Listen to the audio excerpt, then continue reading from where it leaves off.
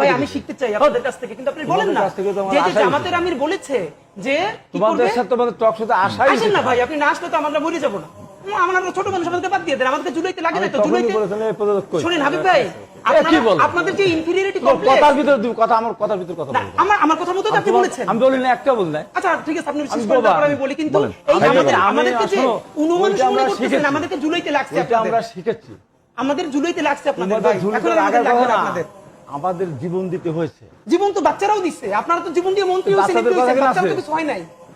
জীবন তো সাপ্লাই দিছে, পিলকানা দিছে, সেগুলো জীবন মনে হয় না আপনাদের কাছে। এইটাই দুঃখ আমাদের। তাহলে আপনি বলেন, আপনার 47 কে কেন রাখলেন না? আপনার প্রতিবাদ কেন জানান না? জামাত কেন প্রতিবাদ জানায় না? এখানে শুনো কথা, এদের উত্তর আছে তো। জি, মানে আপনাদের পক্ষে সব উত্তর আছে, আমরা বলে এগুলো সব বাচ্চা ছেলেদের সাথে আমাদের আনেন কেন ভাই? কি বলো তুমি?